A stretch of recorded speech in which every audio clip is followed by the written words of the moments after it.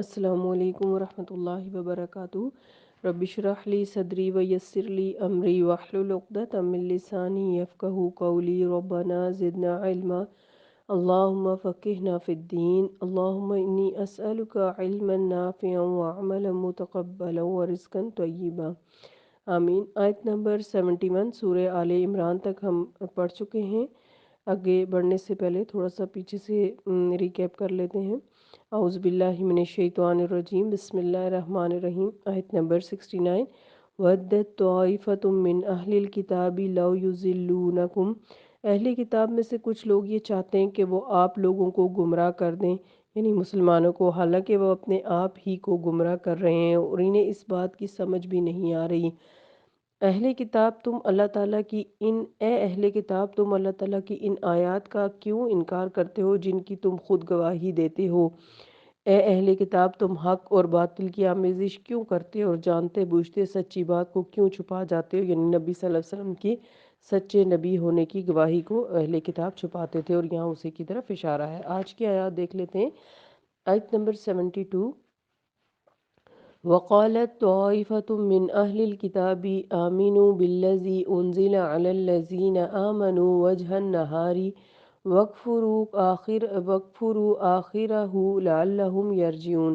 اہل کتاب کے کچھ لوگوں نے آپس میں سازش تیار کی اور کہا کہ جو کچھ ان ایمان والے مسلمانوں پر نازل ہوا ہے،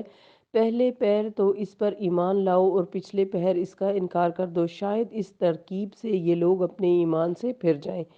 یہود کی تیسری چال کے ایمان لا کر مرتد ہو جانا۔ اس سلسلے میں ایک سازش تیار کی گئی کہ یہود کے چند افراد اعلانیہ طور پر مسلمان ہو جاتے، پھر چند دنوں بعد یا اسی دن اسلام سے مرتد ہو جاتے، یعنی پھر جاتے، اسلام کو چھوڑ دیتے۔ اس سازش کا پس منظر یہ تھا کہ یہود عرب بھر میں علوم شرعیہ کے عالم مانے جاتے تھے، کیونکہ ظاہر ہے ان کے پاس الہامی کتاب تورات تھی، انجیل تھی، تو اہل عرب تو پڑھے لکھے نہیں تھے زیادہ، اس لیے وہ یہ سمجھتے تھے کہ ان کے پاس علم ہے اور یہ جو کرتے ہیں بالکل ٹھیک کرتے ہیں۔ حتیٰ کہ یہود اپنے سوا دوسرے سب لوگوں کو امی یعنی ناخواندہ لوگ کہہ کر پکارا کرتے تھے۔ یہودیوں کے مسلمان ہونے کے بعد مرتد ہونے سے عام لوگوں میں خود بخود یہ تاثر پیدا ہو جاتا تھا کہ اہل کتاب نے جب اس دین اسلام کا قریب ہو کر مطالعہ کیا تو انہیں ضرور دال میں کچھ کالا نظر آیا، ورنہ ایک عالم آدمی کیسے گمراہی کو ترجیح دے سکتا ہے۔ یہ سازش ابھی پک رہی تھی کہ اللہ تعالیٰ نے اپنے نبی صلی اللہ علیہ وسلم کے ذریعے سے مسلمانوں کو اس سے متنبع کر دیا اور ان کی یہ باطنی خباثت وہیں دفن ہو کر رہ گئی۔ آیت نمبر 73 وَلَا تُؤْمِنُوا إِلَّا لِمَنْ تَبِعَ دِينَكُمْ قُلْ إِنَّ الْهُدَىٰ هُدَى اللَّهِ أَن يُؤْتَىٰ أَحَدٌ مِّثْلَ مَا أُوتِيتُمْ أَوْ يُحَاجُّوكُمْ عِندَ رَبِّكُمْ قُلْ إِنَّ الْفَضْلَ بِيَدِ اللَّهِ يُؤْتِيهِ مَن يَشَاءُ وَاللَّهُ وَاسِعٌ عَلِيمٌ۔ اور وہ یہ بھی کہتے ہیں کہ اپنے مذہب والے کے سوا کسی کی بات کا اعتبار نہ کرو۔ آپ صلی اللہ علیہ وسلم ان سے کہیے کہ ہدایت وہ ہے جو اللہ کی ہے، کہ وہ کسی دوسرے کو بھی وہی کچھ دے دے جو تمہیں دیا، یا ہدایت وہ ہے جس سے وہ تمہارے رب کے حضور تم پر حجت قائم کر سکیں۔ نیز ان سے کہیے فضل اور شرف تو اللہ کے اختیار میں ہے، وہ جسے چاہے دے دے، کیونکہ وہ بڑا وسیع النظر اور سب کچھ جاننے والا ہے۔ اسلام کی راہ روکنے کے لیے یہود کی چالیں جو تھیں، ان میں سے چوتھی چال یا کوشش یہ تھی کہ وہ ایک دوسرے کو اس بات کی تاکید کرتے تھے کہ خبردار اپنے دین پر پکے رہنا، یعنی یہودیت پر، دوسرے کسی مذہب والے کی پیروی نہ کرنا، تم مسلمانوں کی باتیں سنو مگر قبول وہی کرو جو تمہارے اپنے مذہب کے مطابق ہو، اور خبردار انہیں تو رات کی کوئی ایسی بات نہ بتانا جو تمہارے اپنے خلاف جاتی ہو، ورنہ وہ قیامت کو اللہ کے حضور یہ کہہ دیں گے کہ ان باتوں کا یہود خود بھی اقرار کیا کرتے تھے۔ اللہ تعالیٰ نے ان کے جواب میں اپنے پیارے پیغمبر صلی اللہ علیہ وسلم سے فرمایا کہ ان سے کہہ دیجئے کہ تم ہدایت کے ٹھیکیدار بنے پھرتے ہو تو بتاؤ کہ یہ ہدایت تمہیں ملی کہاں سے ہے، اور اگر اللہ ہی کی طرف سے ملی ہے تو کیا وہ دوسروں کو ایسی ہی ہدایت کے احکام نہیں بتا سکتا، بالخصوص اس صورت میں کہ تم اللہ کے احکام کو جاننے کے باوجود ہر قسم کی بددیانتی پر اتر آئے ہو۔ یعنی یہود اپنے آپ کو بہت بڑی چیز سمجھتے تھے اور دوسروں کو جینٹائلز یعنی حیوان کہتے تھے، اور وہ اپنی بات کے علاوہ کسی کی بات کو اہمیت نہیں دیتے تھے۔ یہاں تک بھی روایات کے اندر آتا ہے کہ وہ یہ کہتے تھے کہ یہود میں سے کسی کے پیسے لے لینا، ہتھیار لینا غلط طریقے سے کوئی بری بات نہیں ہے، اور غیر یہود میں سے اگر کسی سے کوئی جرم ہو جائے تو اسے ہرگز معاف نہ کیا جائے، لیکن اگر یہود کوئی جرم کر لیتے ہیں تو ان سے کسی قسم کی کوئی پوچھ پڑتال نہیں ہونی چاہیے۔ تو بہرحال اس طرح کا نظریہ تھا یہود کا، اور آج بھی یہی نظریہ لے کر وہ چل رہے ہیں۔ آیت نمبر 74، یختص برحمتہ من یشاء واللہ ذو الفضل العظیم، وہ جسے چاہے اپنی رحمت سے مخصوص کر لے اور وہ بڑے فضل کا مالک ہے۔ ان کی تمام سازشوں اور شرارتوں کا جواب اللہ تعالیٰ نے یہ دیا کہ بے شک ایک وقت تھا جب اللہ نے تمہیں تمام جہان والوں پر عزت و شرف بخشا تھا، یعنی تمہیں امامت دی تھی، انبیاء تمہارے اندر آتے تھے، لیکن اب تم مسلسل فتنہ انگیزیوں اور بدعہدیوں کی وجہ سے اس قابل نہیں رہے۔ فضل و شرف کا مالک اللہ ہے، اور اب جسے اس نے مناسب اور مستحق سمجھا اسے دے دیا۔ فضل سے مراد یہاں پر نبوت ہے، یعنی یہود کو یہ بہت بڑی تکلیف تھی کہ آخری نبی صلی اللہ علیہ وسلم بنی اسماعیل میں سے کیوں آگے، بنی اسرائیل ہی کا حق ہے کہ انہی میں پیغمبر آتے رہے، اور اب بھی آخری پیغمبر انہی میں سے آنا چاہیے تھا۔ یہی ضد تھی جو انہیں نبی صلی اللہ علیہ وسلم کو پیغمبر ماننے پر روک رہی تھی۔ تو یہاں پر فضل اور شرف کے ٹھیکیدار تم نہیں ہو، اللہ تعالیٰ نے تم جیسا تنگ نظر نہیں، اللہ تعالیٰ تم جیسا تنگ نظر نہیں کہ اس کے اہل لوگوں کو فضل و شرف عطا نہ فرمائے، بلکہ وہ بڑا وسیع النظر ہے، جب سب کچھ جاننے کے والا، اور وہی فضل و شرف عطا کرنے والا ہے، اور وہ یہ بھی خوب جانتا ہے کہ اب اس عزت و شرف کے اہل تم نہیں رہے، یعنی اہل کتاب اب اس کی اہل نہیں رہے، بلکہ اللہ تعالیٰ نے اسے آپ صلی اللہ علیہ وسلم کو عطا کیا۔ بنی اسماعیل میں سے آپ صلی اللہ علیہ وسلم تھے، اور یہ امامت آپ کی طرف چلی گئی۔ آیت نمبر 75، وَمِنْ وَمِنْ أَهْلِ الْكِتَابِ مَنْ إِنْ تَأْمَنْهُ بِقِنْطَارٍ يُؤَدِّيهِ إِلَيْكَ وَمِنْهُمْ مَنْ إِنْ تَأْمَنْهُ بِدِينَارٍ لَا يُؤَدِّيهِ إِلَيْكَ إِلَّا مَا دُمْتَ عَلَيْهِ قَائِمًا ذَلِكَ بِأَنَّهُمْ قَالُوا لَيْسَ عَلَيْنَا فِي الْأُمِّيِّينَ سَبِيلٌ وَيَقُولُونَ عَلَى اللَّهِ الْكَذِبَ وَهُمْ يَعْلَمُونَ۔ اور اہل کتاب میں کچھ تو ایسے ہیں کہ اگر آپ ان پر اعتماد کرتے ہوئے ایک خزانہ بھر مال انہیں دیں تو وہ آپ صلی اللہ علیہ وسلم کو واپس لوٹا دیں گے، اور کچھ ایسے ہیں کہ اگر آپ انہیں ایک دینار بھی دے بیٹھیں تو وہ آپ کو واپس نہیں کریں گے، الا یہ کہ تم ہر وقت ان کے سر پر سوار رہو، جس کی وجہ سے وہ یہ کہتے ہیں، ان کا یہ عقیدہ بن گیا ہے کہ ان پڑھوں یعنی غیر یہود کے بارے میں ان پر کچھ گرفت نہ ہوگی، یعنی ان کے ساتھ جیسا مرضی سلوک کرو۔ یہ لوگ دیدہ دانستہ اللہ کی طرف جھوٹی باتیں منسوب کرتے ہیں۔ سود یہودیوں پر بھی حرام کیا گیا تھا، لیکن ان کے فقہا نے کچھ اس طرح کی موشقافیاں اور نکتہ آفرینیاں کیں جن کی وجہ سے انہوں نے غیر یہود سے سود وصول کرنا جائز قرار دے دیا، جیسا کہ آج کل مسلمانوں میں سے ایک گروہ ایسا ہے جو فقہی موشقافیاں پیدا کر کے حربی کافروں سے سود لینا جائز سمجھتا ہے۔ پھر ان کی یہ سود خوری کی عادت فقط سود تک محدود نہیں رہی، بلکہ وہ کہتے تھے کہ غیر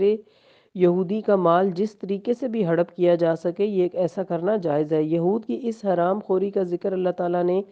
کئی مقامات پر فرمایا ہے، گویا اس طرح وہ دوہرا جرم کرتے، ایک حرام خوری، دوسرا اسے شریعت قرار دے کر جائز سمجھنا۔ وہ اپنی ان اختراع کو اللہ کی طرف منسوب کرتے تھے کہ یہ اللہ کی طرف سے شریعت ہے۔ سود خوری سے انسان کی طبیعت پر جو اثرات مرتب ہوتے ہیں وہ ہیں خود غرضی، سنگ دلی، بخیلی اور مال سے غیر معمولی محبت، اور اس کے بعد حرام طریقوں سے مال جمع کرنے کی فکر کرتے رہنا۔ اس آیت میں اللہ تعالیٰ نے جو ایسے شخص کی مثال دی ہے کہ اگر اسے ایک دینار بھی دے بیٹھیں تو اس سے واپس لینا مشکل ہو جاتا ہے، تو وہ اسی قسم کے مال کی محبت میں گرفتار آدمی کی مثال ہے۔ رہی دیانتدار آدمی کی مثال، تو ہر قوم اور ہر امت میں کچھ اچھے لوگ بھی موجود ہوتے ہیں، اگرچہ وہ کم ہی ہوتے ہیں۔ یہودیوں میں ایسے لوگ وہ تھے جو سود خوری اور دوسرے ناجائز طریقوں کو حرام سمجھتے تھے۔ عبداللہ بن سلام ایسے ہی شخص تھے، کسی نے ان کے پاس 12 اوقیہ سونا بطور امانت رکھا تھا، اور جب مالک نے اپنی امانت طلب کی تو فوراً اسے ادا کر دی۔ اب ان کے مقابلے میں ایک یہودی فحاص نامی تھا، کسی نے ایک اشرفی اس کے پاس امانت رکھی ہوئی تھی، جب اس نے وہ امانت طلب کی تو اس نے صاف انکار کر دیا۔ یہودیوں کا غیر اسرائیلیوں کے مال کو جائز سمجھنا۔ یہود کا غیر اسرائیلیوں کے مال کو کسی بھی طریقے سے ہڑپ کر جانے کا جواز ان کی اپنی ہی کتابوں سے ثابت ہوتا ہے۔ تلمود میں کہا گیا ہے، ان کی کتاب کا نام ہے، بائبل میں سے ایک حصہ ہے یہ، کہ اگر اسرائیلی کا بیل کسی غیر اسرائیلی کے بیل کو زخمی کر دے تو اس پر کوئی تاوان نہیں، مگر اگر غیر اسرائیلی کا بیل اسرائیلی کے بیل کو زخمی کرے تو اس پر تاوان ہے۔ نیز اگر کسی کو کوئی گری پڑی چیز ملے تو اسے دیکھنا چاہیے کہ گرد و پیش آبادی کن لوگوں کی ہے۔ اگر اسرائیلیوں کی ہو تو اسے اعلان کرنا چاہیے، اور اگر غیر اسرائیلیوں کی ہو تو اسے بلا اعلان وہ چیز رکھ لینی چاہیے۔ ربی شماوائل کہتے ہیں کہ اگر امی اور اسرائیلی کا مقدمہ قاضی کے پاس آئے تو اگر قاضی اسرائیلی قانون کے مطابق اپنے مذہبی بھائی کو جتوا سکتا ہو تو اسے اس کے تحت جتوائے اور کہے کہ یہ ہمارا قانون ہے، اور اگر امیوں کے قانون کے مطابق جتوا سکتا ہو تو اس کے تحت جتوائے اور کہے کہ یہ تمہارا قانون ہے، اور اگر دونوں قانون ساتھ نہ دیتے ہوں تو پھر وہ جس ہیلے سے بھی ہو اسرائیلی کو ہی کامیاب کرے۔ ربی شماوائل کہتا ہے کہ غیر اسرائیل کی ہر غلطی سے فائدہ اٹھانا چاہیے۔ اب آپ دیکھیں کہ آپ کو سمجھ آ گئی ہوگی کہ کس حد تک یہ لوگ جو ہیں وہ اپنے آپ کو اہمیت دیتے اور اس کے لیے یہ ہر ہیلہ کرنے کو تیار تھے، لیکن غیر اسرائیلیوں کو یہ انسان بھی نہیں سمجھتے۔ آیت نمبر 76، بلا من اوفا بعہدہ واتقی فإن اللہ یحب المتقین۔ بات یہ ہے کہ جس شخص نے بھی اللہ سے کیے ہوئے عہد کو پورا کیا اور اس سے ڈر گیا تو اللہ ایسے پرہیزگاروں کو پسند کرتا ہے۔ یہود کی باطنی خباثتوں کے ذکر کے درمیان ان کی بددیانتی کا ذکر اس نسبت سے آیا ہے کہ ان دونوں کا منبع ایک ہے، اور وہ ہے تقوی کا فقدان اور دنیا کی محبت۔ یعنی یہ لوگ اللہ تعالیٰ سے ایسے بے باک اور نڈر ہو گئے تھے کہ نہ وہ اللہ کے احکام بیان کرنے میں دیانت سے کام لیتے، نہ ہی دوسرے لوگوں سے معاملات میں دیانت کا خیال رکھتے۔ ان کے ذہن میں بس ایک ہی سودا سمایا ہوا تھا کہ وہ انبیاء کی اولاد ہیں، لہٰذا وہ جو کچھ کر لے دوزخ کی آگ ان پر حرام کر دی گئی ہے۔ اسی زوم میں باطل کی تحت کی بنا پر وہ غیر اسرائیلیوں کے مال کو ہر جائز اور ناجائز طریقے سے ہڑپ کر جانے کو کوئی خاص جرم نہیں سمجھتے تھے۔ یہود میں اہل تقوی لوگ، ان میں چند ایک جو فی الواقع اللہ سے ڈرنے والے تھے، وہ نہ اللہ تعالیٰ کے معاملے میں کسی قسم کی بددیانتی اور خیانت کے روادار ہوتے تھے، نہ لوگوں کے معاملے میں ایسے ہی یعنی ایسے ہی متقی لوگوں میں سے ایک عبداللہ بن سلام تھے، جن کا بھی پہلے بھی ذکر ہوا رضی اللہ عنہ، اور ان کے حلقہ اثر کے لوگ جو لوگوں سے کسی طرح کی بددیانتی یا ہیرا پھیری نہیں کیا کرتے تھے اور نہ ہی وعدہ خلافی کرتے۔ جب انہیں یہ تسلی ہو گئی کہ یہ واقعی وہی نبی ہیں جن کی تورات میں بشارت دی گئی ہے، تو وہ ملامت کے اندیشے سے آزاد ہو کر فوراً اسلام لے آئے اور پھر صحابہ کرام میں شامل ہو گئے۔ تو اس طرح اچھے برے لوگ تو ہر قوم کے اندر ہوتے ہیں، لیکن یہود کا اوورآل جو ایک سوچ اور ان کا جو معاملہ بتایا گیا ہے وہ آج ہم نے پڑھا ہے کہ وہ کس طرح سے دین کے ساتھ دین کے اندر رہتے ہوئے خود کو دیندار کہتے ہوئے دین کے سراسر خلاف، شریعت کے خلاف اللہ تعالیٰ کی نافرمانیوں میں مصروف ہیں، اور پھر اس دور میں بھی آپ صلی اللہ علیہ وسلم کے دور میں بھی اور آج کے دور میں بھی ایسا ہی ہے، اور ان سب نافرمانیوں کے باوجود وہ خود کو ہی سب سے عظیم اور افضل سمجھتے ہیں۔ اللہ تعالیٰ ہمیں ان کی شر سے محفوظ رکھے اور اپنے دین اسلام کو، قرآن پاک کو بہترین طریقے سے سمجھ کر اس پر عمل کرنے کی توفیق عطا فرمائے، تقوی اور ایمان سے ہمارے دلوں کو مزین فرمائے، آمین۔ سبحانک اللہم و بحمدک، نشہد ان لا الہ الا انت، نستغفرک و نتوب الیک۔ السلام علیکم ورحمۃ اللہ وبرکاتہ۔